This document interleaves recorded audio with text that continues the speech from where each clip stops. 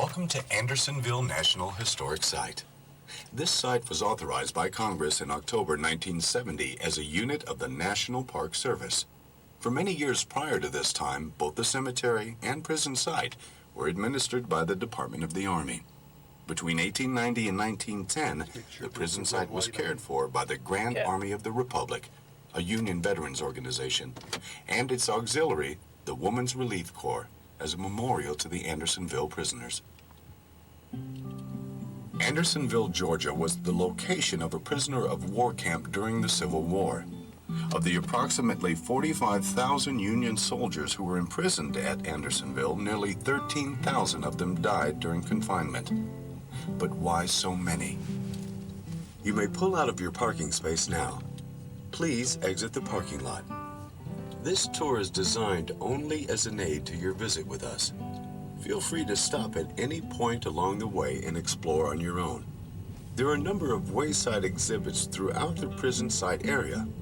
These are designed to help you understand the story of Andersonville, so please leave your vehicle to take a closer look.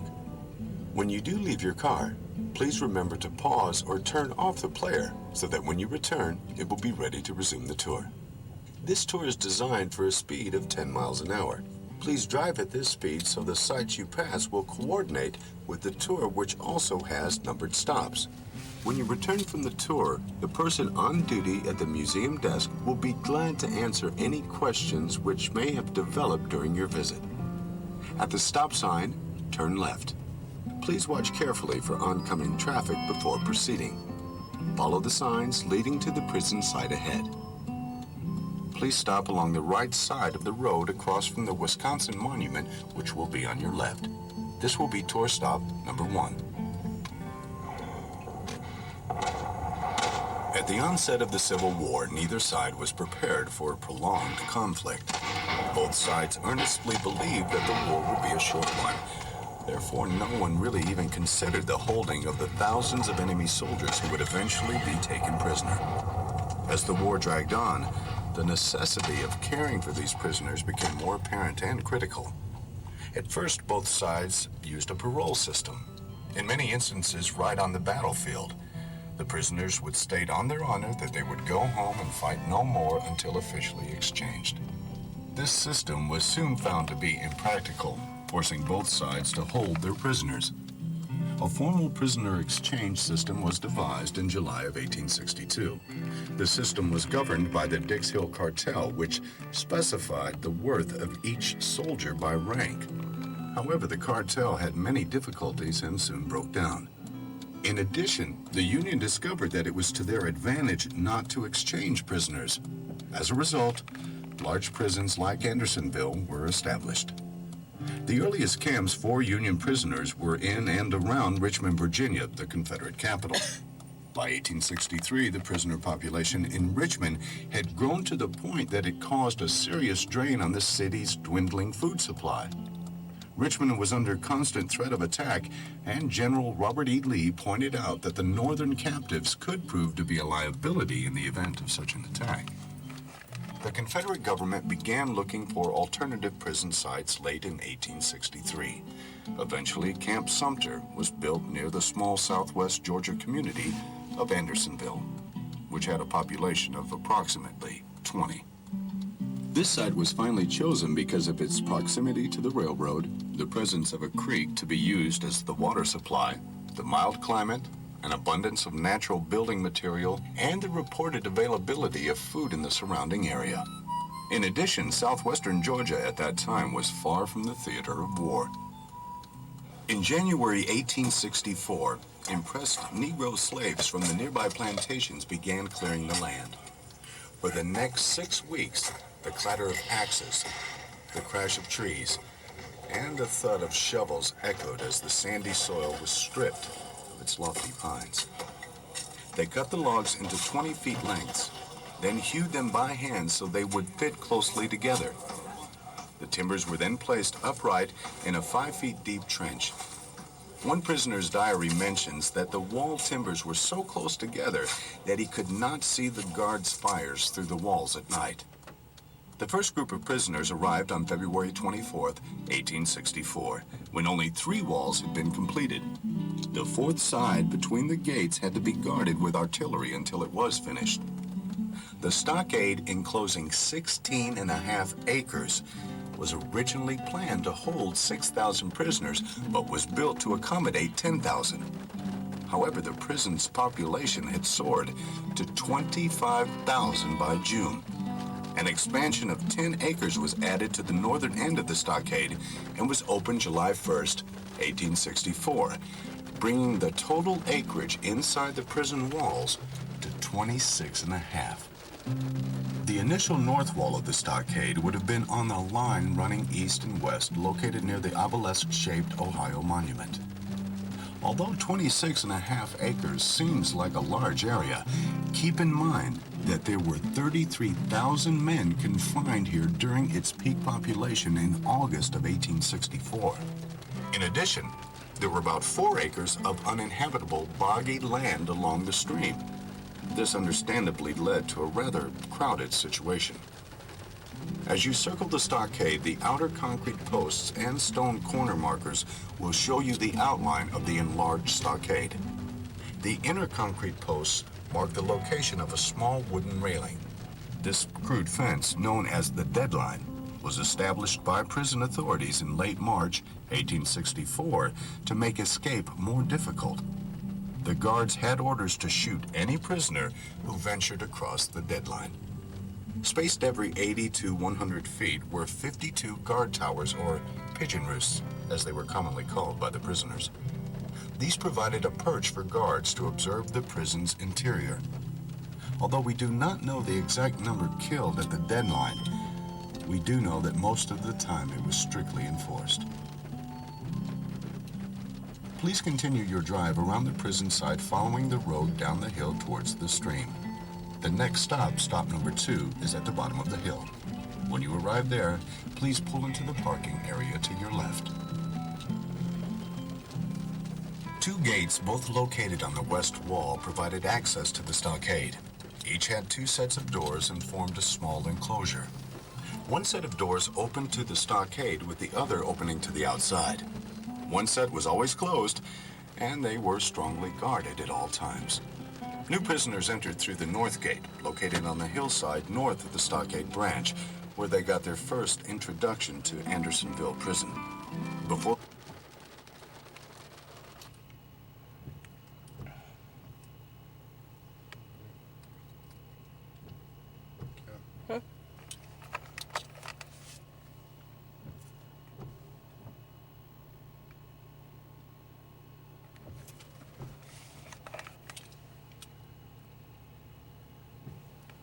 Before entering, they were divided into detachments of 270 men, which were further divided into squads of 90 men and mess groups of 30 men for the purpose of receiving food rations. On the hill to your left is a reconstruction of the north gate and a section of the west wall.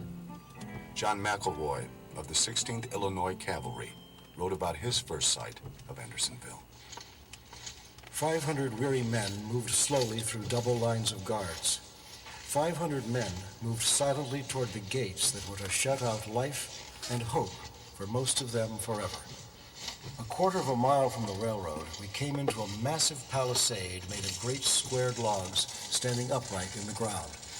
The fires blazed up and showed us a section of these and 2 massive wooden gates with heavy iron hinges and bolts.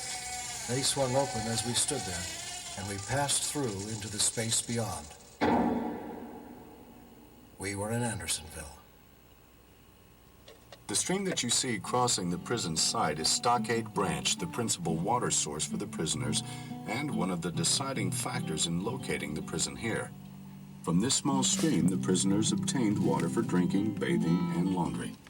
In addition, the toilets, or sinks in Civil War terminology, were built along this brook on the downstream side of the camp. Stockade Branch may have been a sufficient water supply for the 6,000 to 10,000 men for which the prison was originally designed. However, with the overcrowding, this stream was quickly overburdened. Waste from the bakehouse and the guard camps upstream polluted Stockade Branch before it even entered the prison. In their search for a better water supply, some prisoners located small brackish springs along the hillside or dug wells. Those who located water often sold it to their fellow prisoners. John Ransom, a prisoner here, wrote in his diary on May 18th. Some of the wells dug by the Yankees furnished passable water, an improvement anyway on the swamp water. Well water in great demand is sold readily for such trinkets as the men have to dispose of. During the hot, dry summer of 1864, the prisoners' need for water became so great that they began to pray to God for help. In August, a heavy rainstorm transformed Stockade Branch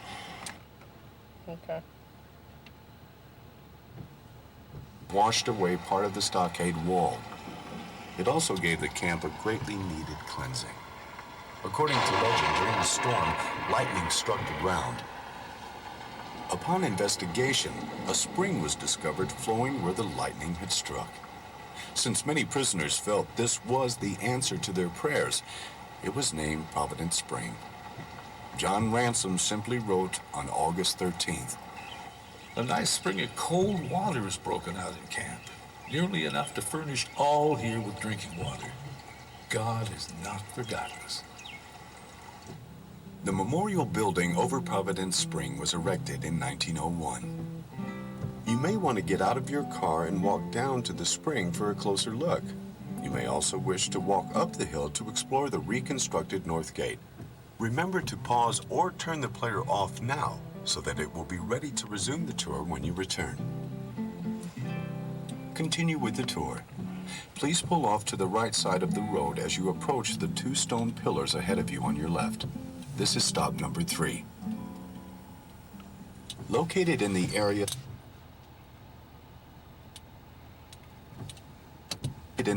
to the left of the bridge is the site of the bakehouse. It was originally planned to issue the prisoners cooked food. However, as a result of the scarcity of lumber, bricks, and cooking utensils, the bakehouse was not completed when the first trainload of prisoners arrived. By the time it was finished, the prison population had soared, rendering it inadequate. Often rations were uncooked. Many times the food was spoiled or infested with bugs. The meagerness of the daily food ration and its lack of variety caused severe dietary deficiencies.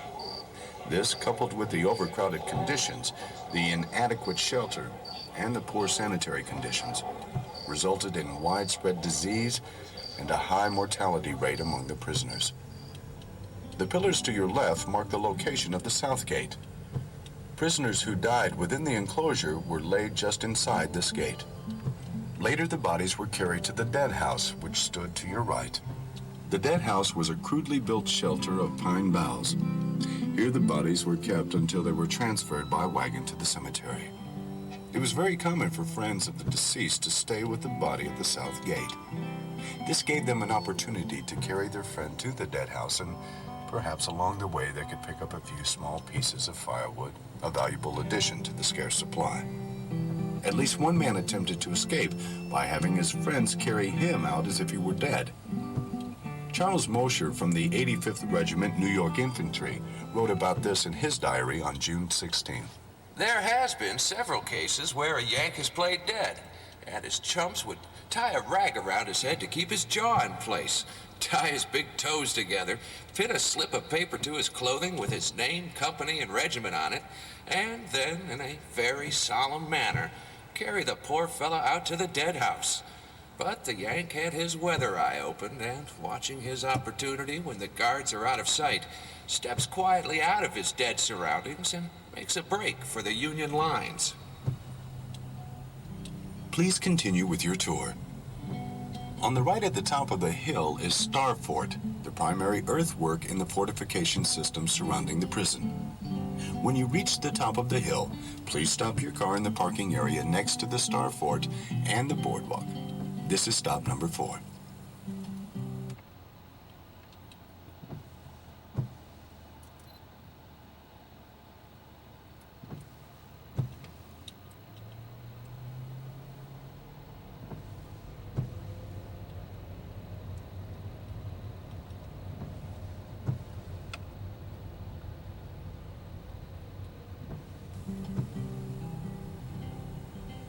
Fearing that General Sherman's army would attack and free the federal prisoners, Camp Sumter's commander, General John Winder, ordered Star Fort and other earthworks to be constructed in late July and August. These fortifications were hastily constructed by the prison guards and slaves. In addition to the earthworks, a second stockade wall was constructed and a third one started. This third wall was called the Covered Way, and although it was never completed, it did connect the earthworks on the northern and eastern sides of the prison. In case of an attack, this wall would enable the Confederate guards to move from one earthwork to another without being under direct fire. Although General Sherman's army continued on its march to the sea, one of his cavalry officers, General George Stoneman, did attempt to liberate the prisoners here. This attempt was thwarted when he and about 500 of his men were captured on July 31st, 1864 at Hillsborough, Georgia, approximately 60 miles north of the prison. 5 of the guns in the fort were trained upon the stockade enclosure at all times. These could effectively cover the prison area north of the stockade branch. In addition, a small redoubt just west of North Gate had 3 guns covering the area south of stockade branch. It was well known by the prisoners that the cannon could sweep the enclosure with grape shot and canister upon a moment's notice. Fortunately, this drastic measure was never required. Please direct your attention to the large open field opposite Star Fort, the location of the Shed Hospital. The hospital was comprised of 22 sheds, each 100 feet long and 22 feet wide, to accommodate 50 patients. It was definitely an improvement over the 2 previous hospitals, where the patients were housed in tents, yet this was still far from adequate. Nonetheless, the patients fared much better than the prisoners within the stockade enclosure. Disease became more prevalent as the prison population grew. It quickly became obvious that the lack of proper medical facilities and shortage of medical supplies was critical. The doctors relied upon their own ingenuity and improvised home remedies to replace the drugs which they could not obtain. Solon Hyde, a prisoner paroled from the stockade to work as a nurse, wrote after the war, "The stock of drugs was meager. There was only a limited quantity of quinine, opium, and other mercurial preparations, mostly consisting of herbs and roots, such as sumac berries, white oak bark, prickly ash, prickly alder, willow bark, dogwood bark, snake root, and juniper berries, along with golden seal. These all came from and were packed by the Confederate Medical Dispatchery in Macon, Georgia." Feel free to get out of your car and walk into Star Fort. However, this remarkable structure by using the boardwalk and by not climbing over the banks and sides of the earthwork, because this increases the potential for erosion. Remember to pause or turn off the player now so that it will be ready to resume the tour when you return. Please continue with your tour. Pull out of the parking lot and continue to circle the prison site to your right. As you drive along the south end of the stockade, look to the left and you will see a lone white post low on the slope of the hill. This post marks the site where 6 raiders were hanged. The lack of order and overcrowded conditions within the prison enabled groups of thieves to become established. Since there was no organized police force, these gangs called raiders became very powerful. The area along the south end of the prison stockade was where gangs of raiders were camped. Realizing something had to be done to control the lawless gangs, prisoners grouped together, forming the Regulators, an unofficial police force. With the cooperation of Captain Henry Wurz, the Regulators finally gained the advantage, capturing many of the raiders. The 6 ringleaders were singled out and tried by a jury of 24 Union sergeants. A prisoner acted as counsel for the defense. Captain Wurz provided books of law to ensure the fairness of the trial, and proceedings of the trial were recorded. Found guilty, the 6 were hanged on July 11, 1864. After the execution, the Regulators continued to maintain some degree of order. Behind the earthworks ahead is the location of a temporary hospital site. Used after the original hospital inside the stockade was abandoned and while awaiting construction of the shed hospitals about which you've just learned. Movement of the hospital tents from the interior of the stockade freed up much-needed space and provided slightly better conditions for the patients. As you approach the bridge, you will see stop number 5, which features a reproduction of an August 1864 photograph of the sinks, or latrines in modern terminology. The sinks were a major contribution to the pollution of the prisoners' primary source of water because they were built over the stream. Polluted water added to the spread of diseases such as diarrhea, dysentery, and typhoid. If you care to examine the photograph closely, you may want to pause or turn off the player. Please continue your drive up the hill to stop number 6.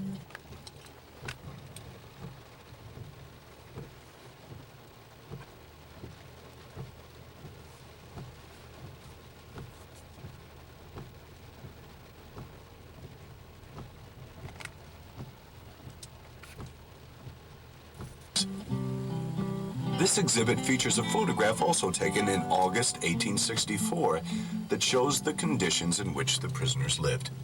Because the Confederate authorities did not provide any building materials, the individual was left to fend for himself using whatever was available. As a result, a hodgepodge of shelters as simple or elaborate as the builder's imagination and resources existed. Blankets, tent halves, and bits of clothing were fashioned into crude lean-tos. These shebangs, as the prisoners called them, offered only meager shelter. Amos Stearns described a friend's shebang in his diary. Champney's shebang consisted of 2 army blankets fastened together with wooden pins and put up like an A-tent, which, with a poncho for the end, made a comfortable shelter compared with what the majority of prisoners had. As you look at the photograph, compare the sites depicted to the present-day view looking north. You may want to stop the tour here to spend additional time making your comparison.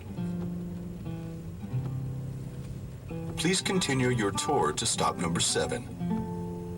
While you are at this stop, you may wish to examine the reconstructed northeast corner of the prison and the reproduced shelters displayed here more closely. To supplement their meager rations, many men set up shop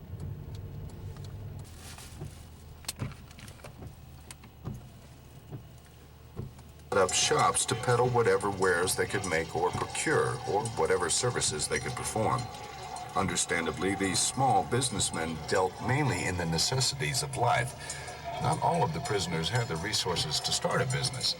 However, most prisoners did find something to occupy the idle hours of captivity. Although any activity which offered relief from the daily reminder of being a prisoner of war was popular, the thought of escape seemed to be a particularly favorite pastime. For many, the only hope of escape seemed to be through tunneling. Robert Kellogg, a prisoner from Connecticut, recalled in his memoirs, "The work of completing a tunnel had been silently going on, and we hoped to be successful in keeping it from the peering eyes of the rebels. But in some way they discovered it, for the Reb quartermaster came in with men and the necessary implements and filled up the place, thus blasting one more hope." Please continue your tour to stop number 8 at the parking area ahead on your right. As you drive to the stop, notice the small iron fences on your left. Inside them are the remains of escape tunnels and wells. Escape was difficult because of the remoteness of Andersonville from the Union lines and the efficiency of the dogs used to track down runaways.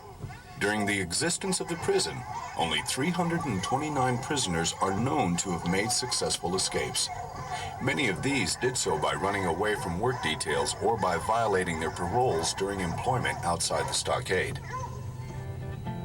Camp Sumter existed for 14 months. With the release of the prisoners at the war's end, the stockade wall slowly rotted away. However, the story of Andersonville continued. Andersonville had become a very well-known name in the North. It was one of the largest Confederate military prisons, and it had a very high death rate. Emotions came to a peak as the released prisoners made their way home and told their stories. The Northern public was outraged. Since General John H. Winder, post commander, had died just prior to the war's end, the bulk of the responsibility for Andersonville fell upon Captain Henry Wers. He was found guilty of conspiring to injure the health and destroy the lives of federal prisoners and murder in violation of the laws of war. He was hanged on November 10th, 1865.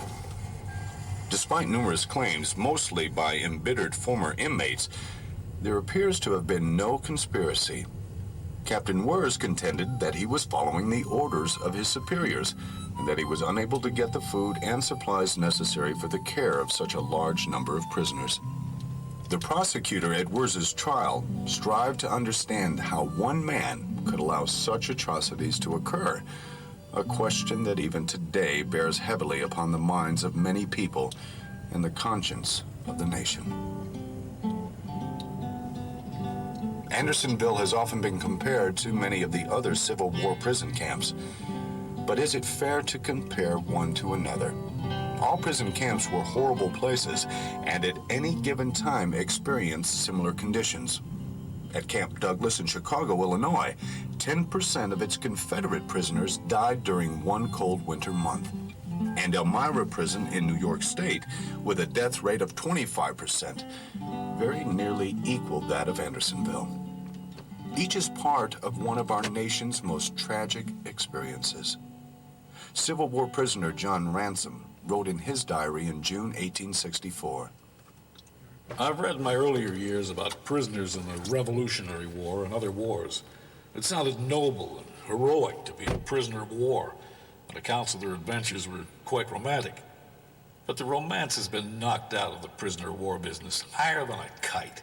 It's a fraud. You may get out of your vehicle here if you like and take a closer look at the wells and escape tunnels. You may also find a monument erected by your home state. Please remember to pause or turn off the player now so that it will be ready to resume the tour when you return. Andersonville National Historic Site commemorates all prisoners of war throughout our nation's history. The state monuments, the wells and tunnels dug by the prisoners themselves, and the National Cemetery all stand as monuments to these prisoners. The purpose of monuments is not only to commemorate the past, but to teach lessons to the present. This concludes the tour of the prison site. Please pull out of your parking space traveling to your left. At the intersection, turn onto the road to the right. At the next intersection, you will have the option to continue with a tour of Andersonville National Cemetery or of returning to the museum. If you wish to take the cemetery tour, proceed ahead to the sign marked Cemetery Tour Begins and stop. Continue with the cemetery tour when the narration begins. If you do not wish to continue with this tour, please stop now and return it to the museum. Thank you.